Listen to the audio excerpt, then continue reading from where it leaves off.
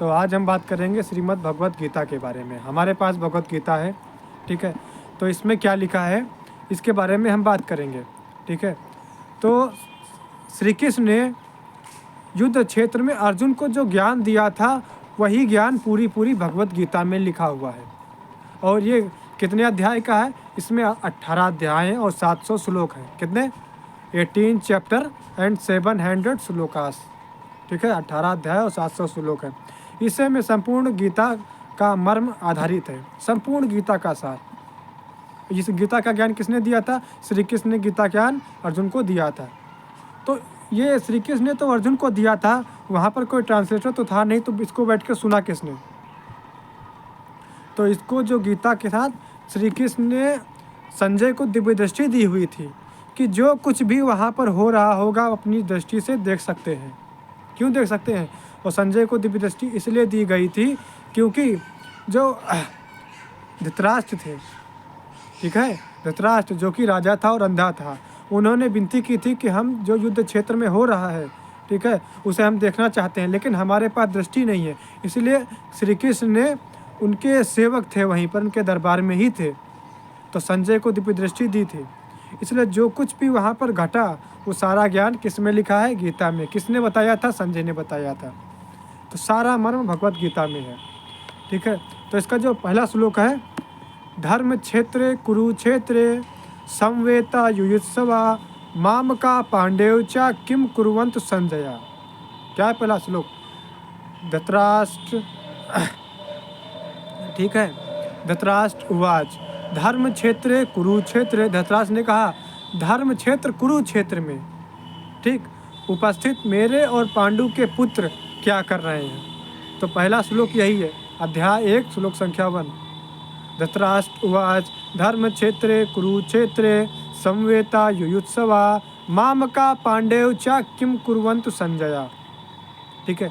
इसमें से हमें साफ साफ दृष्टि आ रही है, इसमें से हमें धृतराष्ट्र की मंशा नजर आ रही है। धृतराष्ट्र क्या कह रहा है? मामका पांडेव च, अर्थात मेरे और पांडु के पुत्र। आप और पांडु तो दोनों भाई भाई थे, तो आपका जो पुत्र है वो पांडु का पुत्र नहीं होगा, ठीक है। और जो पांडु का पुत्र है क्या वो आपके पुत्र समान नहीं होगा? अगर आपके पुत्र के समान है तो फिर आप क्यों कह रहे हैं कि मेरे और पांडु के पुत्र? अर्थात आप ही भेद कर रहे हैं कि मेरे पुत्र अलग है और पांडु के पुत्र अलग है।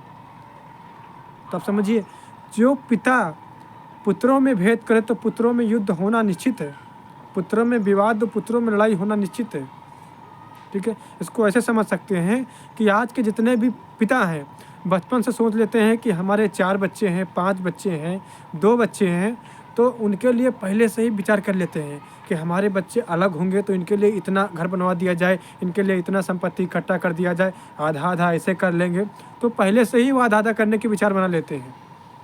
क्या आपको पता है कि पुत्र अगर अलग नहीं होना चाह रहे हैं, लेकिन आप देखिए कि पिता ही अधिकतर वो पुत्रों को अलग करने की रणनीति पहले से ही बना लेते हैं, जैसा कि वहाँ पर धृतराष्ट्र ने किया। क्या बोल रहे हैं? मेरे और पांडु के पुत्र। समझिए कि जिस राज्य की राजा अंधा होगा वहाँ का प्रजा का सत्यानाश होना ही होना है, और जिस घर का बुजुर्ग अर्थात पिता या फिर उससे भी बड़ा जो व्यक्ति है, अगर उसके पास बुद्धि नहीं होगा तो उस घर का विनाश होना ही होना है, निश्चित ही है। तो यही सब कुछ हमें गीता के ज्ञान से मिलता है। से संपूर्ण गीता अगर आप अध्ययन कर लेंगे तो आपके घर में जो युद्ध होता है वो नहीं होगा। आप समझ जाएंगे कि युद्ध कैसे होता है, लेकिन आपको समझना पड़ेगा, कहानी के माध्यम से नहीं। गीता के 700 श्लोक हैं, आपने उसको पढ़ लिया, उसका अर्थ नहीं समझा, उसको अपने जीवन में लागू नहीं किया तो उसका कोई अर्थ नहीं। श्री कृष्ण ने ये नहीं कहते कि आप गीता के 700 श्लोक को पढ़ लीजिए, उसको समझिए मत। श्री कृष्ण कहते हैं गीता को पढ़ो और उसको समझो और अपने जीवन में उसको अवतरित करो, उसको उतारो। ये कभी नहीं कहते हैं कि अगर आप गीता पढ़ लेंगे तो श्री कृष्ण आएंगे आपको आशीर्वाद देंगे। इसलिए क्या करना है? गीता को पढ़ना ही पढ़ना है और 700 श्लोकों का अर्थ निकालना है हमें।